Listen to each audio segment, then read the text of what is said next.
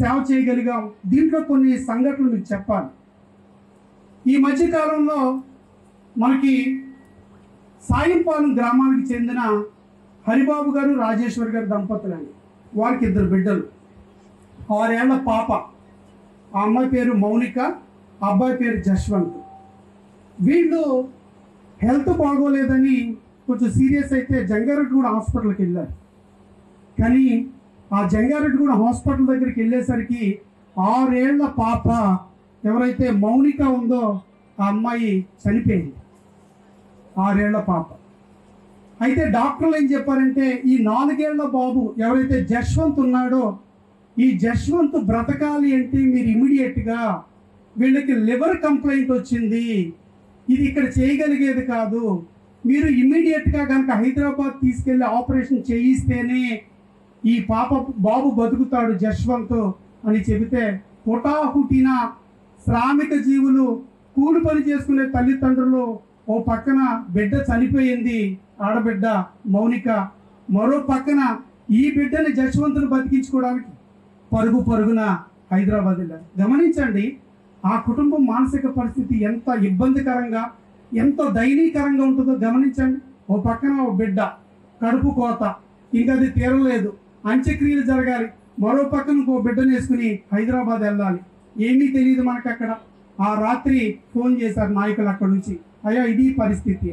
వెంటనే నేను అక్కడ డాక్టర్లతో మాట్లాడి, అయ్యా రేపు మీకు ఎల్ఓసి ఎట్టి పరిస్థితుల్లో నేను ఇప్పిస్తాను, దయచేసి సర్జరీ స్టార్ట్ చేయండి, ఆపరేషన్ స్టార్ట్ చేయండి, ఈ నైట్ సర్జరీ చేయకపోతే ఆ బిడ్డ బతకడు, ఒకవేళ ఏదన్నా డిలే అయితే ఆ బిడ్డకు సంబంధించిన ప్రతి పైసా నా జేబులోంచి కడతాను, ఒక ఎమ్మెల్యేగా నేను హామీ ఇస్తున్నానని హాస్పిటల్ వాళ్ళతో మాట్లాడితే ఆ రాత్రి, అంటే ఏ హాస్పిటల్ అయినా ఎల్ఓసి వచ్చాక ఆపరేషన్ మొదలు పెడతారు. వాళ్ళ భయం ఏంటంటే మళ్ళీ డబ్బులు వస్తాయో రావు అనే భయాలు ఉంటాయి. అయినప్పటికీ నేను బాధ్యత తీసుకుంటాం వల్లేమో మరి దేవుడు వాళ్ళ మనసు కరిగించారేమో ఆపరేషన్ రాత్రే చేశారు.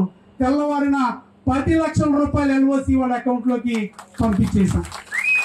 అదృష్టం, బిడ్డ బతికాడు, ఇప్పుడు మాట్లాడుతున్నాడు. ఇది కొద్ది రోజుల క్రితం, 20 రోజులు 15-22 వారాల క్రితం జరిగిన ఒక సంఘటన. డ్రైవర్ అదేవిధంగా కొమ్మర గ్రామంలో ఒక పిల్లాడండి, 8 ఏళ్ల పిల్లాడు. ఆ కుర్రాడికి ప్రశాంత్ పేరు. ఆ పిల్లవాడికి జన్యుపరమైన రక్తహీనత, కూలి పని చేసుకునే తల్లిదండ్రులు లక్షలు ఎక్కడ పెట్టి వైద్యాలు చేయించుకోగలుగుతారు. అలాంటి బిడ్డకి మన దగ్గరకు వస్తే 10 లక్షల రూపాయలు శాంక్షన్ చేయించి ఇచ్చాం. అలాగే మన పక్కూరే అనంతపల్లి ఉన్నమట్ల సత్యలక్ష్మి, 30 ఏళ్ళ లోపే ఆడబిడ్డ, కానీ కిడ్నీలు 2 పాడైపోయాయి. కిడ్నీలు మార్పిడి జరగాలి, మంచానికి పరిమితం అయిపోయింది. పాపం ఆ సోదరుడు, ఆ భర్త, ఆమె యొక్క భర్త ట్రాక్టర్ డ్రైవర్. వాళ్ళకంత పెద్ద కష్టం వస్తే ఎలా చేసుకోగలుగుతారు? పదే మనం ప్రయత్నాలు చేస్తున్న తరుణంలో 2 లక్షల రూపాయలు శాంక్షన్ అయింది. వారు అన్న 2 లక్షల రూపాయలు అంటే మేము సర్జరీ చేసుకోలేం, చెక్కు 2 లక్షలే వచ్చింది అని ఇస్తే మళ్ళీ ఆ చెక్కు పట్టుకుని ముఖ్యమంత్రి గారి దగ్గరికి వెళ్ళి, అయ్యా మా నియోజకవర్గంలో ఇలా ఆడబిడ్డ 30 సంవత్సరాల లోపు, చిన్న వయసు, కిడ్నీలు 2 పాడైపోయి కిడ్నీల మార్పిడి జరపాలి అనుకుంటే వెంటనే ముఖ్యమంత్రి గారు స్పాట్లో 6,30,000 రూపాయలు శాంక్షన్ చేసి ఇచ్చారు. ప్రజల జీవితాలకి అత్యంత ప్రాముఖ్యమైన వైద్యం విషయంలో మాత్రం ఆ మహానుభావుడు అండగా నిలబడి నాకు గర్వపడేలాగా, మేము గర్వపడేలాగా వెనక్కి తిరిగి చూసుకుంటే 406 కుటుంబాలకి మేము ఇందులో అనేక కుటుంబాల ప్రాణాలు కాపాడుకోగలిగాం. చాలా మంది కుటుంబాలకి ఆర్థిక వెసులుబాటు ఇవ్వగలిగాం. నేను ఒకసారి ద్వారకా తిరుమల ఒక ఆవిడకి చెక్ ఇవ్వడానికి వెళ్ళాను. విచిత్రం ఏంటంటే వాళ్ళు పొలాల్లోంచి తీసుకెళ్తున్నారు. అదేంటి మనం ఇంటికి వెళ్దాం అనుకున్నాం కదా, వీళ్ళు పొలాల్లోకి తీసుకెళ్తున్నారు. ఏంటంటే ఒక ఆడతల్లి తన యొక్క బిడ్డను పెట్టుకుని మామిడి చెట్టు కింద బరకాలు కట్టుకుని బ్రతుకుతున్న ఒక అతిపేద కుటుంబం. ఆవిడ తన బిడ్డ వైద్యానికి 4 లక్షల రూపాయలు ఖర్చు పెట్టింది. నేను అడిగాను, తల్లి 4 లక్షల రూపాయలు నువ్వు ఎలా ఖర్చు పెట్టగలిగావంటే, నా బిడ్డ వైద్యం చేస్తే తప్ప బ్రతకదన్నారు, నాకున్న మా తల్లిదండ్రులు ఇచ్చిన భర్త చనిపోయాడు, నాకు ఏకైక ఆధారంగా ఉన్న ఆ తల్లిదండ్రులు ఇచ్చిన అరెకరాన్ని అమ్మేసి 4 లక్షలు తెచ్చి నేను బిడ్డను బతికించుకున్నానని. అయితే శ్రీ నారా చంద్రబాబు నాయుడు గారు. ఆయన పంపించిన చెక్కు 3,20,000. అంటే బిడ్డను మళ్ళీ బతికించుకుంది ఈ చెక్ అకౌంట్లో వేసుకుంటే ఆ అప్పు కూడా తీరిపోయే పరిస్థితి. ఇలా అనేక గాథలు, అనేక విషాద గాథలు, అనేక కన్నీటి గాథలు ఈ 406 కుటుంబాల వెనక ఉన్నాయి.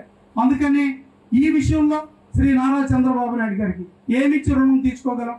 ఆ మహానుభావుడు 75 ఏళ్ల వయసులో కూడా ఇంకా నిత్య కుర్రవాడిలాగా ఆయన పరిగెడుతూ ఈ రాష్ట్రాన్ని నడిపిస్తున్న తీరు ఆయనకి ఎలా చెప్పాలో తెలియక ఒక సభ ద్వారా గోపాలపురం నియోజకవర్గ ఒక చిన్న కార్యక్రమం అభినందన సభలాగా తయారు పెట్టి ఆయనకి ఈ అభినందనలు ఆయనకి పంపిద్దాము. అయ్యా, మీరు మాకు చేసిన మేలుని మేము మర్చిపోలేదు, మేము గుర్తు పెట్టుకున్నాం. మా గోపాలపురం నియోజకవర్గ ప్రజలు కానీ, నాయకులు కానీ, కార్యకర్తలు కానీ కృతజ్ఞతా భావం ఉన్నవాళ్ళు.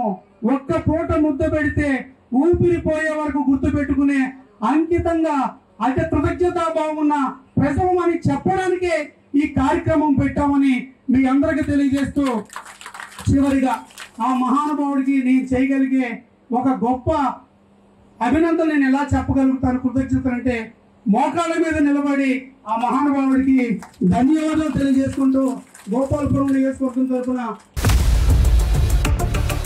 ఇండియా పాకిస్తాన్ తాజా అప్డేట్స్ కోసం డౌన్లోడ్ చేసుకోండి RTV లైవ్ యాప్.